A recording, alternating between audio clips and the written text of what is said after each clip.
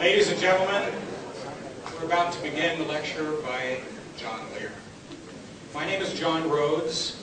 Many of you know me here, but my function today is actually to facilitate the introduction of Mr. Lear, who's a very good friend of mine. Our associations go back a number of years, and as you well know his name, for 22 years he's been out here speaking about this subject matter with an authority as a commercial airline pilot with thousands of hours of flying time. So he's the perfect eyewitness and investigator into anything that has to do with flying phenomena.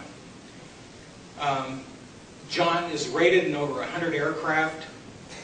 He has been flying with airlines commercially and privately in over 60 countries. He's held 17 world speed records for flight. He's the senior vice commander of the China One Post. He's also a 24-year member of the Special Ops Association, with many, many years overseas working for the Central Intelligence Agency as a pilot. Today's lecture is called The Living Moon: How and Where the Cover-Up Started in 1870. As an amendment to his introduction, I would just like to say that this gentleman has really sacrificed a lot. His career was severely affected by his speaking publicly on the subject matter. His integrity is unquestionable. His accuracy is really quite unique in this field. I know because I double-checked on a couple of things that John has said, as we all do. But more than that, this is a gentleman that will literally give you his soul before he ever takes a dollar in profit. And that's a very rare thing in this field. Still, he hasn't got the book or the DVD, so we belong in a small select club, he and myself. This information is being put out there to help people on a journey of exploration for not only their mental exercise, but also their spiritual exercise. If you need to see any of John's most recent notes, you can find them on AboveTopSecret.com, where he has his own blog. And also downstairs, John, in his wisdom, has come up with the perfect device to make sure that you can remain independent from any kind of mind control. You will also be a welcome guest at any Thanksgiving dinner where they forgot the tin foil. And it's quite stylish, as you can see, with a feather in the cap. And without saying anything more, ladies and gentlemen, I'd like to introduce to you my good friend and colleague, John Lear.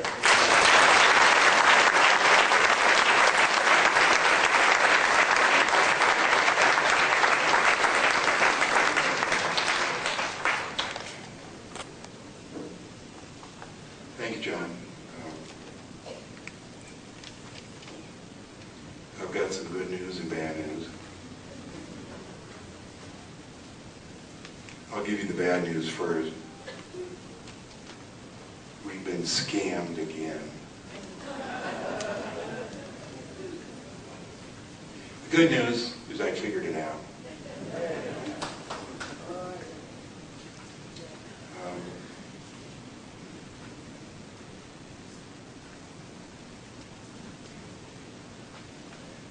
For a number of years, I just looked at the moon like the rest of us, and just looked like something up there. I believed it, there's no doubt in my mind that we went there in Apollo 11, 12, 14, 15, 16, 17, and the words of James Lovell, as they went around, I think, Apollo 8, saying it's, dead, chalky substance, no gray, no nothing. And I really believe that. And a number of years ago,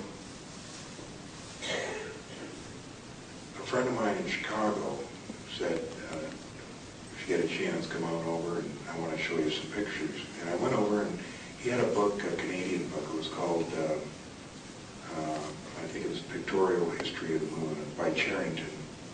And he showed me a photo from Lunar Orbiter 5, and I didn't even know the Lunar Orbiter series then. Lunar Orbiter 5, and it was 155 M. And it showed an overview from directly down on the crater Copernicus, and there was 5 huge cylindrical tanks. I mean, it was obvious. who put those there? I mean, there was no doubt about it. I mean, it couldn't have been, you know, something natural. It was huge, great big tanks. So then, a few weeks later, I had ordered a copy, and I remember the exact moment that I was sitting, or actually sitting up in the bed at the Hacienda Hotel at LA International waiting for a flight, and I had another photo in this book, and this one was Lunar Orbiter 2, 162, and that was an oblique photo taken in an angle of the same crater. And I looked, and I was looking at it, and I saw vapor clouds going up in this photo, and it was just amazing. I mean, the hairs went up on the back of my neck, and it was just thrilling. I said, there's something going on up there. And I remember calling Richard Hoagland and talked to him about it, and he said, well, you know, draw what you see and send it to me. And I frantically drew what I saw in this photo, put the number of the photo and everything, and FedExed it for the next morning. And this is my first experience with how FedEx can, you know, track anything because it didn't get there the next morning. And when I called, I said, what happened? They said, you know, it missed the sort. The sort is when the airplanes all come into like Memphis and then they all go out. When they come in, that's called the sort, where they change all the packages. And I got it free, and it eventually got to Richard, but he didn't have much to say on it. And so over the years, I started ordering photos from NASA. And I think it was like in 1996 or 97, I ordered 5 photos, and one of them was this 62 M of the Copernicus crater, the oblique photo. And when it came in a tube as a negative. Now, I never heard of anybody getting negatives, and this was a 16 by 20 negative. It's huge, like that. I thought I was going to get a print that I could look at, you know.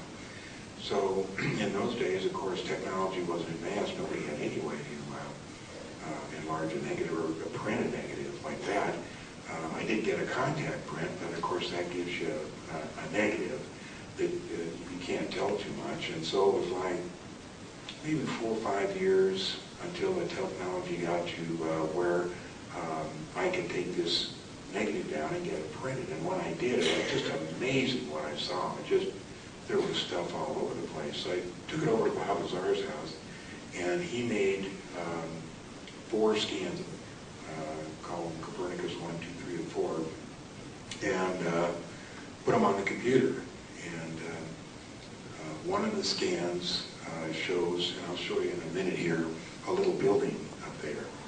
And I remember first talking about this stuff on the moon with Bob Lazar, and I went to leave his house one day, and you know, I was trying to convince him the stuff up there, and as I got to the door, he said, you know, John, if any of the stuff is true, I'm going to have to kill myself. So I took I had the foresight to get him to put that on paper and sign it. I don't have a copy here, but I do have a copy that I posted on Top Secret. And 2 years later, when we got these scans in, it shows a building on Copernicus. I mean, there's no doubt about it. Even Bob Lazar had to say, yeah, that's a building. And so as I'm about to walk out, you know, this 2 years later, I said, Bob, you know, I know you're going to honor your promise, and you did promise to kill yourself. And he said, well, like, is there any way I can get out of it? And I said, well, I'll tell you what, if you'll sign this little paper, and it says, I, Bob Lazar, in return for not having to kill myself, do admit that there is a building on the moon. Signed, Bob Lazar, and I put the date. So anyway, those photos sat around until I think a year and a half or a year ago, and I was working, posting on Above Top Secret, and I thought, you know, I'd like to put those on those and see what the guys have to say, because Above Top Secret, they talk about everything, and there's some really sharp guys on there. And we put those 4 photos on there, and we put them in high res, so they could see all the stuff that I saw. And put them on there, and people just finally, after about, the first week, everybody said, no, I think you're seeing things, John. Then one by one, the guys started to see, hey, no, wait a minute, I see something. Then somebody else said, no, I see something, and then we saw all kinds of stuff. So that led to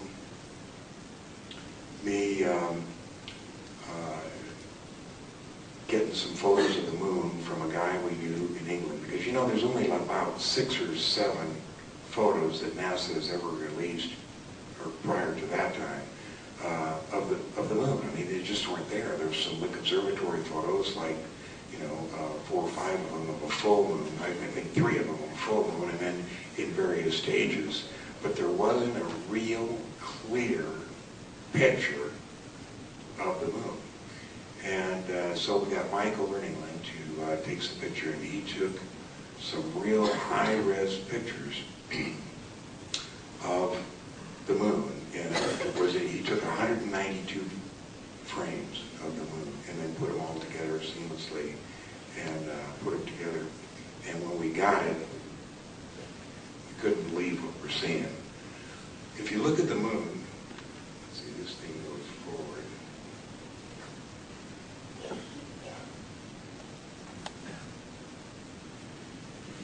That little dot right there is one of the brightest objects on the moon.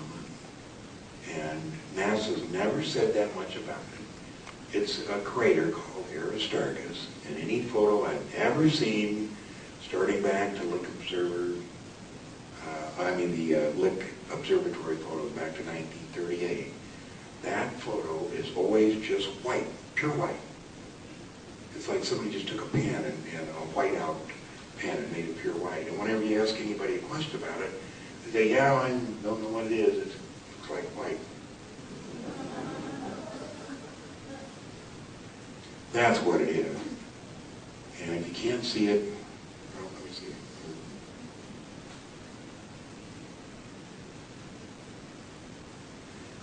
That is the hexagonal shape fusion reactor,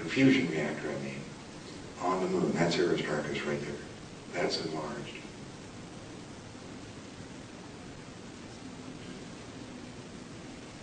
You can see the arches. And right there, arches. And I'm going to show you another picture of the different flows. Down here, there's a road. Right here, there's an entrance. Here, the road goes inside the thing here. There's some tunnels here, and I'll show you. But anyway, we saw this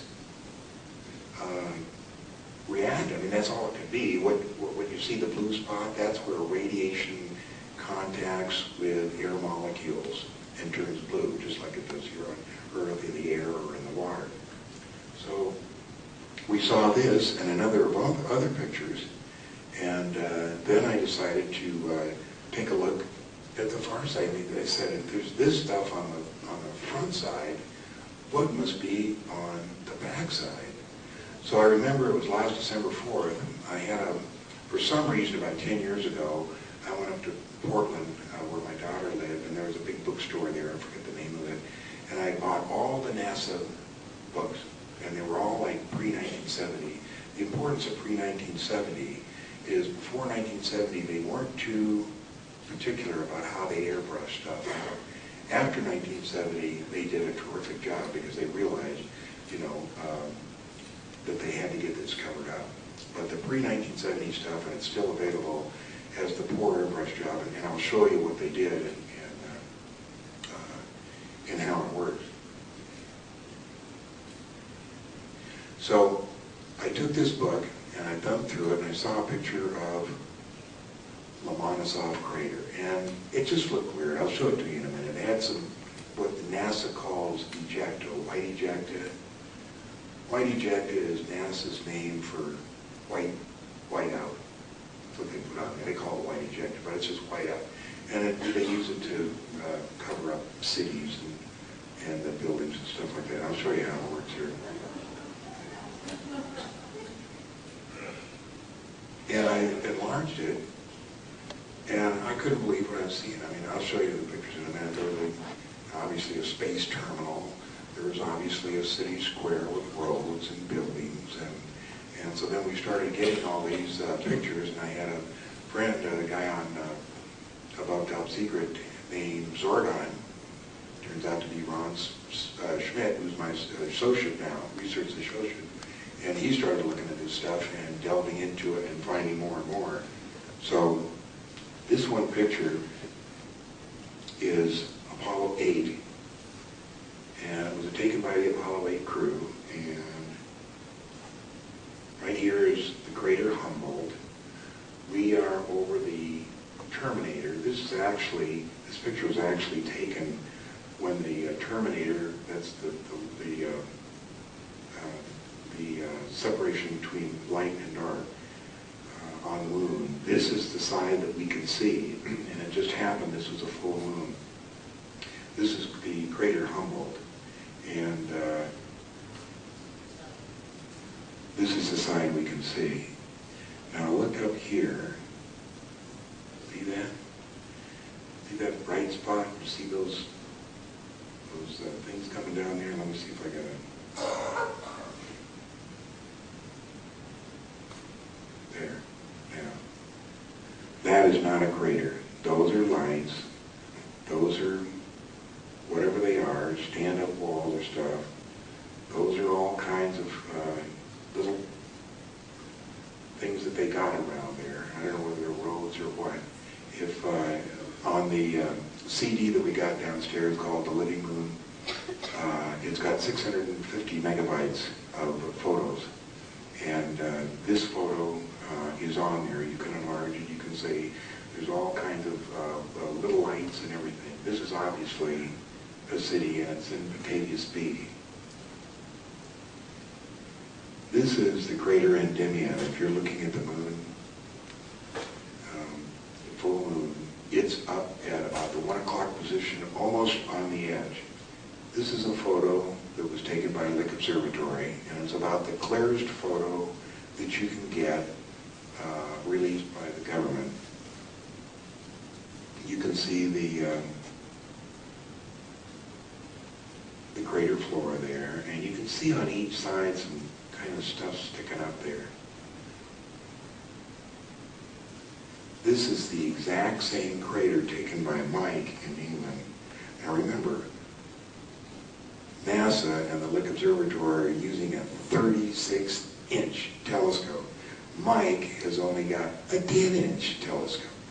So look at the clarity here of the Endymion crater here. You can see here those antennas. There's a huge, big antenna there and a parabolic spherical antenna over there. That's Endymion. This is an oblique photo of Copernicus. This is the one that we've got so much information on. These are enlargements of the mining operation. You can see it's all terraced there. Right here you see the vapor going up there, vapor going up there. Up here, and it'll be easier when you get if you get the tape. You can see the building up here, and I've got an enlargement up here. Over here is a crane, and when Ron Schmidt, whose avatar is Zorgon, started looking at these, what we were looking at is we had two photos, this one and the one directly overhead. And even though they were taken 18 months apart, what we were trying to find was the smoking gun. One thing that was in here that we could see in there, and we found it, and it's this crane right here. The reason I have trouble with this red dot is I'm red-green colorblind, so I have to shine it on something to show it. Right there is a crane, and I'm going to show it to you in another photo here. Okay, now this is the building, and this is a close-up. I'm going to show you this is the 3 floors right here, and this is the what I call ramp. Now I call this facetiously a parking garage. but it is definitely a 3-story building. Somebody built it, put it on the moon. That's a colorized version of it. This, I'll show you what this is. This is a long ramp, and you can see right here the beautiful arches right there, and the arches go in like that. Let's see if I got a colorized version of it. Here's a colorized version. You can see the arches down there. I wish I could see red. I can find that dot. Here is a bucket wheel excavator, and it's really interesting because I looked at this thing for years, and I was trying to make it out as a tank, and the vapor was flowing out, but it's not. That is a bucket wheel excavator, and that's dust coming out of the dirt, coming out of the top of the excavator and flowing down the hillside. That's an enlargement, and you can see some of the buckets right there. Okay, now these are the two vapors, indication of vapors there that are going up. And of course, if the moon is a vacuum, you can't have vapor. So this is one of the evidence that there is certainly an atmosphere on the moon.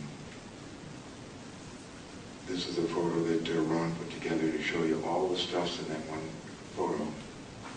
This is the crane right there, and this is it colorized right there. This is the left portion of the crater Copernicus. And this thing right here is the bucket wheel excavator. And here's what's really interesting. This is what we call the keep. It's a road. It goes all the way from here, all the way up there, and there's all kinds of things on that road. There's buildings. I'll show you a bucket wheel excavator. There's cranes. There's all kinds of stuff up there. And up here, there's all kinds of stuff up there.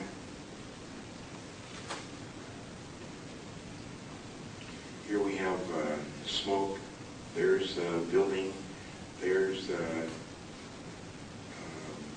graded roadbed. Here's all kinds of stuff. All this is on the thing. And this is the wheel, which is this, bucket wheel excavator up there. It's huge.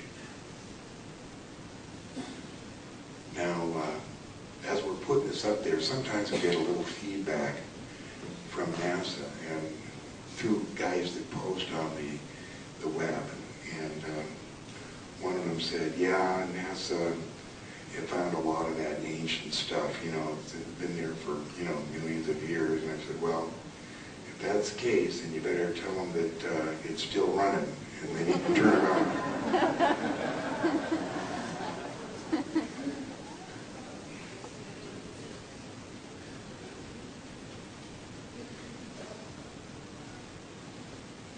I need to go back here.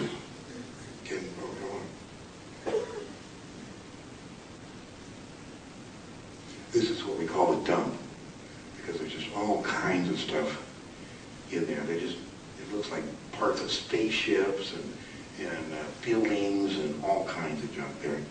I'm sorry, can you guys see what I'm looking at here? I can't do it on both sides the way they got it set up here.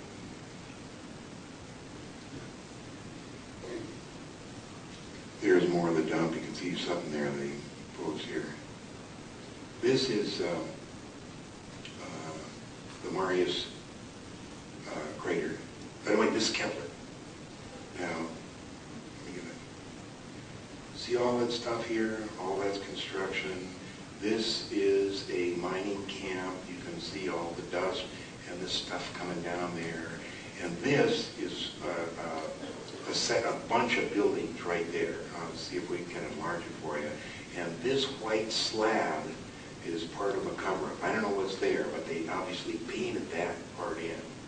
Now, you can see there, that's the little city, that's the slab.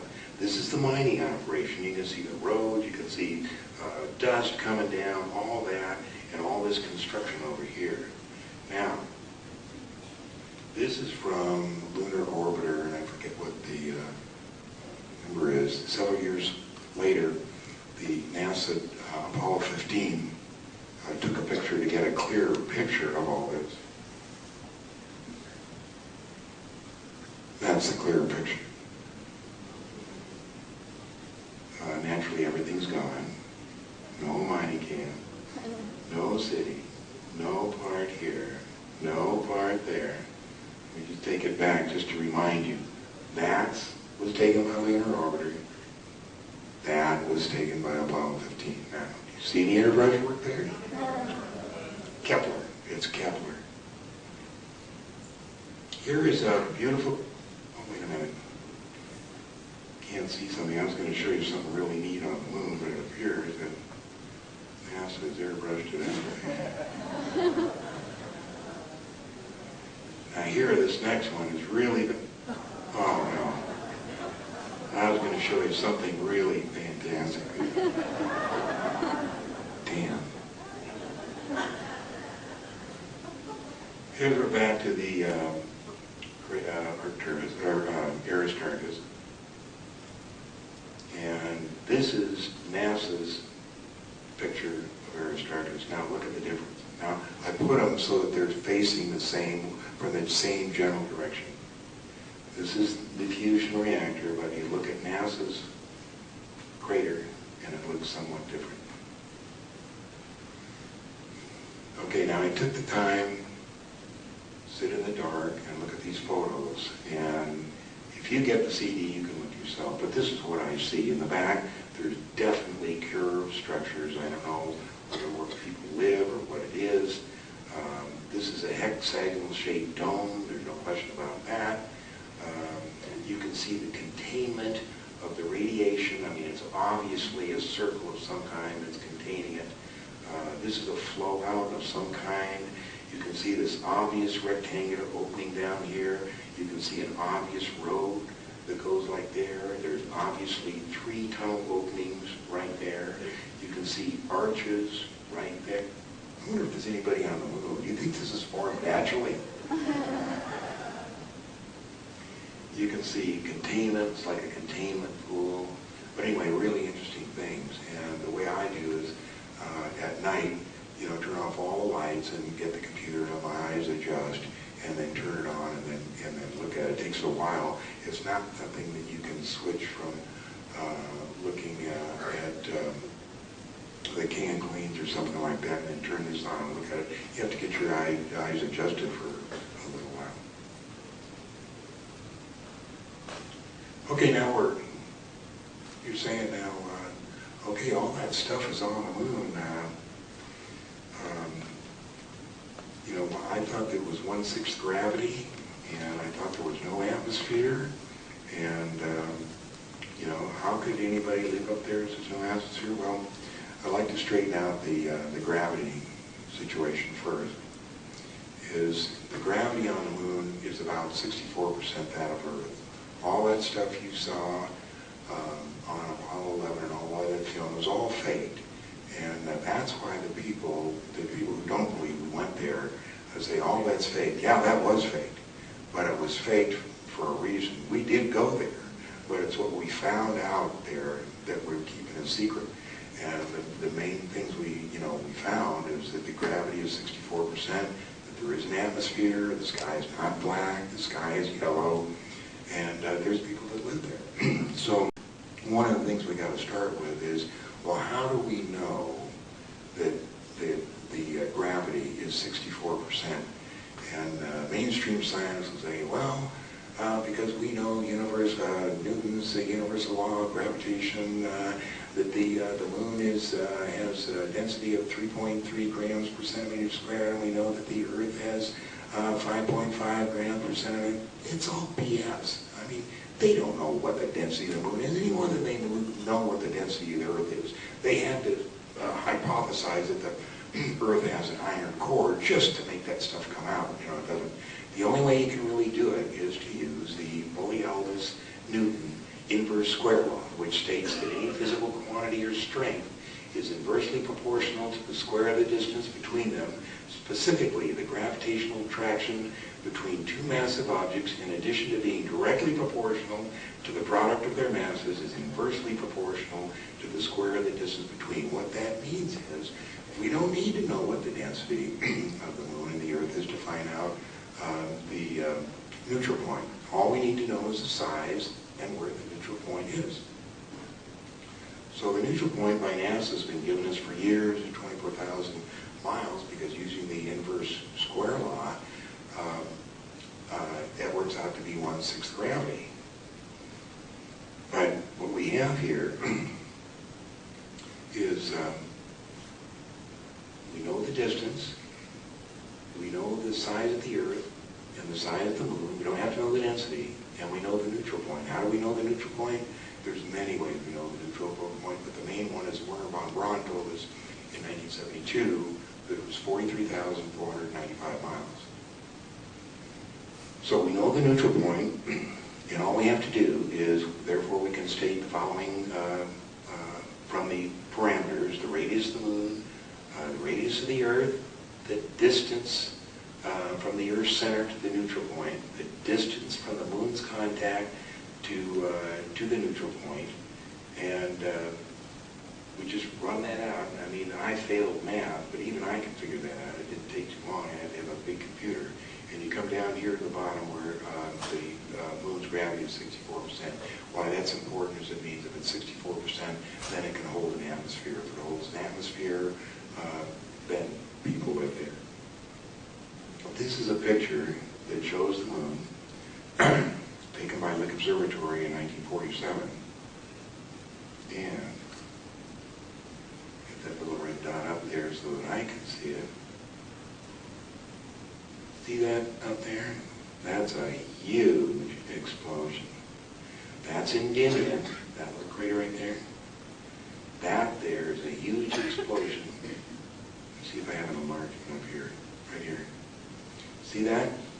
That's a plume that has, the explosion has exploded, and that plume of dirt and dust has drifted about 25 miles to the northwest and is starting to rise.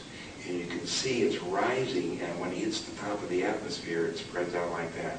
Now that can't happen in a vacuum. There has to be an atmosphere for that to occur in. Here it is here. You can see the plume drifting. That's about 25 miles and then heading up into the atmosphere.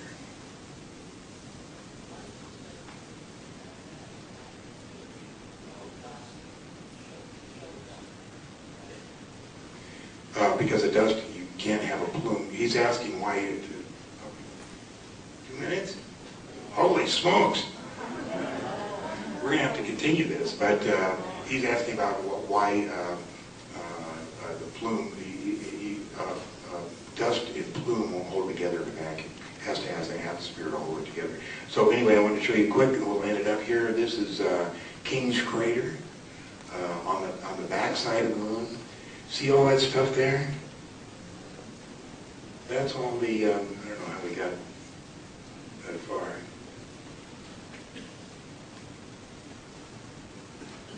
I lost it. I must have clicked it. Oh, here we are. Oh, I see what's happening. I'm hitting the wrong buttons. That's King's Crater. That's the vegetation there. This is the backside of the moon. This was taken by Russia. Let me show you a quick couple of things here. This is, there's some fantastic things in this picture. There's a huge mushroom. Oh, here it is, right here. Just stands up. It's perfect. This thing down here, that's a 40-mile building. We're going to have to hustle right along here. That's it right there. See that building right there? That is 40 miles wide, and those are 3 huge cylinders that stick up, and that's a great big arch. That's it enlarged. This is Daedalus. That's a building right there. Anyway, we'll go into the rest of this. That's a huge arch on the moon right there. Beautiful construction. This is the thing that, how we got that? It's been great talking to you.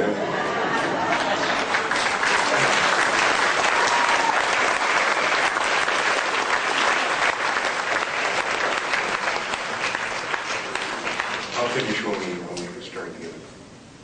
Well, don't forget, we'll have Mr. Lear in our workshop. It'll be next door in about 15 minutes, so he can continue with all the information that he wants to share.